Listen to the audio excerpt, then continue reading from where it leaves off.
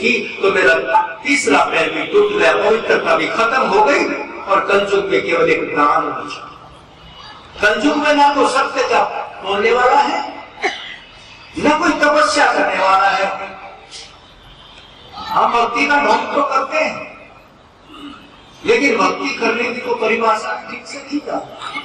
समर्पण, सब कुछ परमात्मा को साथ देना। तो कलयुग में ना सत्य रहता, न तप रहता, न पवित्र। आंखों में इतना दोष भरा है, हमारा अंतर का गंदापन सामने वाले को गंदा दिखाई देता। मुझे कहने में कोई झिझक नहीं कि जो आदमी बैठ के दूसरों की चुगली करते हैं, आदमी होते और जो दूसरों की चुगली करते हैं, वास्तव में उनके अंदर कुछ गंदा गंदा मैल भरा है। और सावन के देखो हरा ही हरा दिखाई देता, उनके अंदर दोष भरा, वो खुद दोषी हो गए बेचारे। वो बेचारे किस्मत के मारे बन गए क्योंकि उनके अंदर कट्टा बना गया, करवा पंखाली सामने और अपनी खालिश में सामने वाला बुरा दिखता। कृष्ण भगवान ने युधिष्ठिर को कहा कि जाओ हस्तिनापुर में एक बुरा आदमी ढूंढ के लाओ, एक बुरा ढूंढ के लाओ। और उधर से दोनों दल को कह दिया कि जाओ एक बढ़िया आदमी ढूंढ के लाओ। तो दोनों शाम तक घूम के आगे युधिष्ठिर को तो बुरा आदमी नहीं मिला और दुर्योधन को कोई अच्छा आदमी नहीं मिला, क्योंकि युधिष्ठिर की दृष्टि में अंदर साफ सफाई थी, उसको सब अपने जैसे बढ़िया लगे। और दुर्योधन की बुद्धि में खोटा तो सामने वाले सब चोर चुके लगे। हम दूसरे की बुराई करते हैं, इसका एक सीधा सा मतलब ये है कि हम दूसरे के नाम पर अपनी कहानी कहते होते हम कैसे हैं। तो दृष्टि की पवित्रता भी खत्म हो गई। और सुबैर ने कहा कि हे राजन, आप कलयुग में एक पैर पे खड़ा दान रूपी पैर, और वो भी लड़ज रहा। क्यों? कलयुग में ना सत्य बचा, ना तप बचा, ना पवित्रता बची, दान बचा, लेकिन वो भी मान की भूख हो गई। मेरी बढ़ाई हो तो मेरा पत्थर लगे, मैं तेरे दान करूंगा पत्थर लगे। कोई भाई दान देगा तो ये देखेगा जाके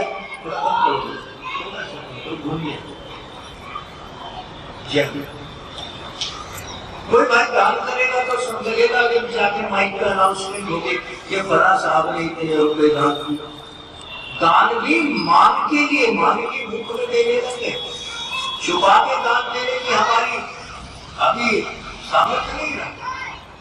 एक जगह मंदिर बन रहा था, मंदिर में समिति ने लिखा था कि तो 10,000 रुपया देगा, उसके नाम का पत्थर लगेगा। एक आदमी गया और 9960 रुपया दे दिया, 2260। समिति वालों ने कहा कि भैया जब इतने दे रहे तो 40 रुपया और मिला दो, तुम्हारा पत्थर बच जाएगा। उसने कहा पत्थर ही नहीं लगवाना, इसलिए तो 40 मत देना। मुझे शौक नहीं अपने मान सम्मान का, मेरा नाम चले बनादारी में, मैं अपने दान को खराब नहीं करना चाहता। मानती पत्थर ना लगवाना, इसलिए तो 40 मत दे रहा हूं। आज दुनिया में नाम चलता हूँ साधु का, उसका नाम है टाटा। टाटा की कितनी प्रकार की कंपनियां, कोई ऐसा शायद धंधा बचा जिसमें टाटा की प्रोडक्शन ना हो। वो टाटा जो पूर्व टाइम का 9960 रुपए देके चुपके से चला गया, पत्थर नहीं लगा। हम रसीदे लेते फिरते, पत्थर लगवाते फिरते, तो पहल मेरा कलयुग में दान बचा, वो भी दिखावे के लिए। इसलिए अभी मेरा अभी देख लो, सतयुग में कई मंदिर नहीं होते थे। आज तो आप इस शहर में मेरे ख्याल में कई सौ मंदिर, सतयुग में कोई मंदिर नहीं होगा, जरूरत ही नहीं थी। हर आदमी इतना श्रद्धालु था कि बिना देखे ही निराकार रूप में परमात्मा को मान के चलता था। वो है परमात्मा। जब सतयुग निकला, सतयुग बीता, तो द्वापर आया तो लोगों की सरकार तक पहुंच गई। अब बिना देखे भगवान मानने में संदेह करने लगे, तो भगवान को लगा कि उनके पीछे जाना पड़ेगा। त्रेता में पहली बार उनके मंदिर तो बन गए, लेकिन कोई पुजारी नहीं छोड़ा गया। पुजारियों की जरूरत नहीं। जहाँ सजा धजा भगवान का रूप में, मूर्ति रूप में जहाँ सुंदर सजा धजा बैठा हो, उसके सामने ज्योति घी जली हो, तो लोग वैसे ही श्रद्धा से करेगा में भगवान मूर्ति रूप में मंदिरों में बैठकर अपने भक्तों से बात करते थे। ऐसा गोस्वामी तुलसीदास ने लिखा। कोई बड़े बड़े संत हो, कुछ आदमियों को लग सकता है कि कितनी बड़ी मूर्ति बोलेगी। उन आदमियों से मैं हाथ जोड़ के निवेदन करना चाहूंगा कि जिंदगी की एक पुस्तक है, पुस्तक, और एक पुस्तक में कई प्रकार के चैप्टर होते, कई अध्याय होते, और हम क्या करते हैं, उस जिंदगी की पुस्तक का केवल एक पाठ पढ़ते हैं।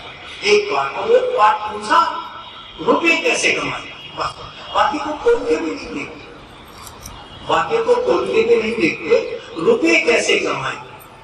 हमने सारी जिंदगी दो पाठ पढ़ा, दूसरे पन्ने पढ़ते नहीं उस किताब के, तो हमको कैसे समझ में आएगा कि मूर्तियां बोलती। एक विरोध और खड़ा हो जाएगा कि मूर्तियां बात आदमी हमारा पकड़ा हुआ है, कुछ है जो निराकार रूप में मानते हैं, कुछ है साकार रूप में मानते हैं। हम तो दोनों मनोबल करते हैं।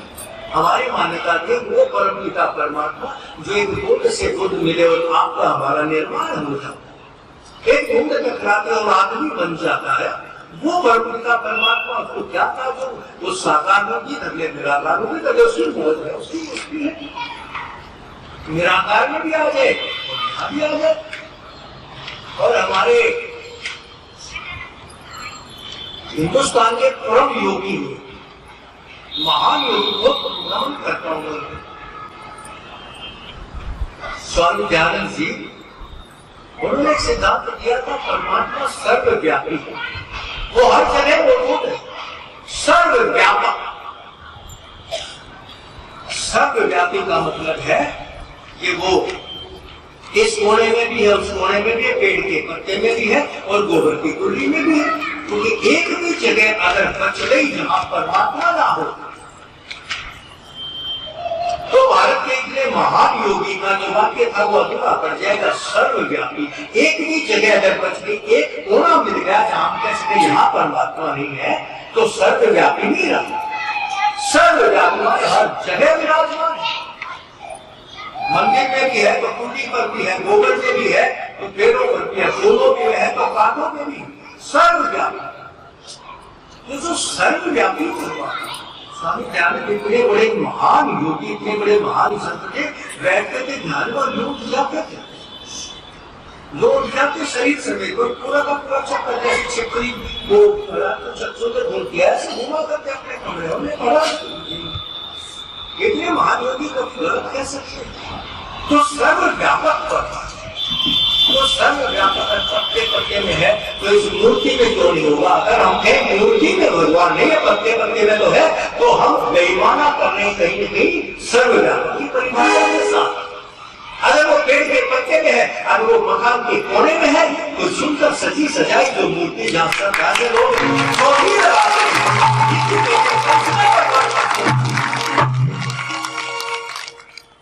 इसलिए परमात्मा हर जगह, और त्रेतावन मंदिर बने, मंदिर में परमात्मा सीधा बात करता है।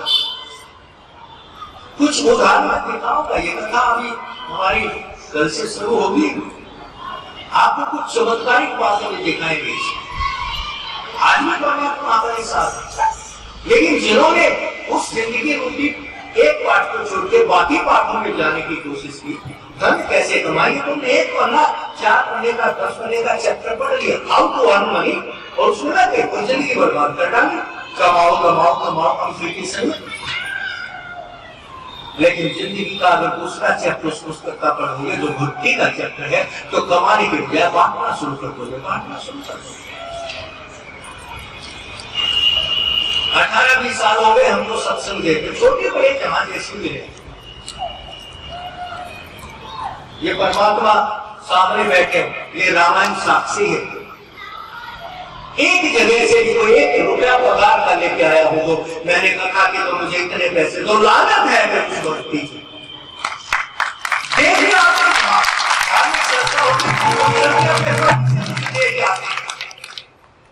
क्योंकि हमने जिंदगी का वो पाठ पढ़ लिया जो बांटना सीखा था, जो देना सीखा था। वो देते हमको तो समझ में नहीं आता, जेब में नहीं होता कभी देने की बात आती तो प्रकट हो जाता अपने आप। वो सब उसकी व्यवस्था है, कथा चलेगी तो आपको आगे चर्चा करेंगे इन बातों।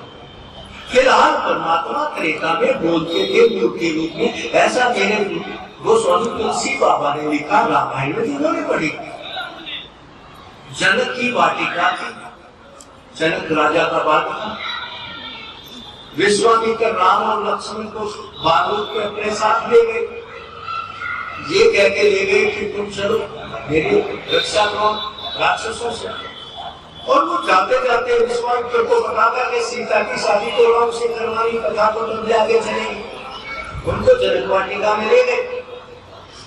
वहां सीता भी शाम को अपने सैनियों के साथ घूमने आई, अपने धनुष को और सीता की दृष्टि पड़ी राम पे। ना राम सीता का नाम जानते थे, ना सीता राम का नाम जानते, लेकिन जब दृष्टि पड़ी तो सीता के मन में आया एकदम कि ये मेरा धनुष तोड़े, ये मेरा स्वामी बने तो जिंदगी का मजा है। एकदम मन में भाग गया। मन में भाग गया तो मन की इच्छा कैसे पूरी हो?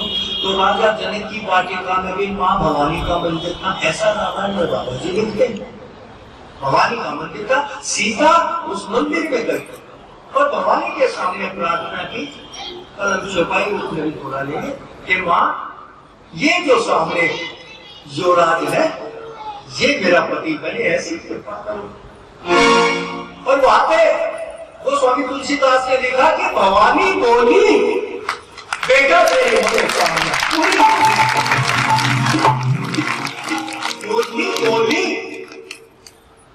मूर्ति बोली झूठ बोलते होंगे तो मेरे गोस्वामी तुलसीदास बोलते होंगे, मैं जो उन्होंने लिखा। और गोस्वामी तुलसीदास इतने बड़े महान पुरुष थे, पैदा हुए तो 32 के 32 दांत थे। पिता तो घबरा गए, ये कैसा बालक, लगता तो राक्षस है। माता को कहा मैं इसको देखना नहीं चाहता। और तुलसीदास की माँ ने अपनी दासी को कहा कि बेटा तूने हमारा नमक खाया, सेवा की, एक सेवा और करके इसको तू ले जा, अपने यहाँ पर कर दे, इसका बाप शायद इसको जिंदा नहीं रहने के। घबरा गया। 32 के आपके कल्पना करो, आपके घर में बालक हो और 32 के 32 दांत, आपको क्या लगेगा? ऐसा महापुरुष हमारे तो पहले कच्चे आते, दूध के आते, एक एक करके टूटते, फिर पक्के आते, पक्के भी नहीं टिकते, आधे लटक जाते। रोज किसी डेंटिस्ट के पास जाओ, डेंटल सर्जन के पास भीड़ लगी रहती। उनके तो 32 के 32 सलामत जन्म से।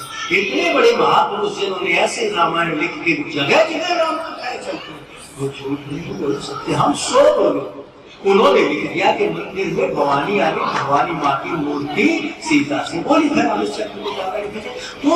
सतयुग में मंदिर नहीं होते थे और त्रेता में मंदिर तो बने। भगवान मूर्ति रूप में से की बात करते थे। जब त्रेता खत्म हुआ, द्वापर आया तो लोगों की मूर्तियों से भी श्रद्धा रखने लगे तो लोग थे। अब बोलता है कोई काम तो बोलने नहीं, तो श्रद्धा होगी उसी को बोले। आज भी बोलता है, ये आज भी बोलते हैं। विज्ञान को फेल कर दिया रामकृष्ण परमहंस ने। विज्ञान का शासमत हो गया। कलकत्ता में काली माई जब सामने से लेकर भोजन करती थी और बात करती थी मूर्ति रूप में, विज्ञान को झुकना पड़ा कि हाँ कहते हैं ये महापुरुष है, इसमें तो हुआ तो एक ने बुलवा दिया तो दूसरा भी किसी की माँ ने मेरा सा दूध प्याया हो भक्ति की, अभी बुलवा सकता, आज भी बुलवा सकता। बोलते हैं भगवान, अनुभव की बात करते हैं। द्वापर आया तो लोगों की श्रद्धा मूर्तियों से टूटी तो पुजारियों का निर्माण हो। तब द्वापर में पहली बार मंदिर में पुजारी छोड़े गए।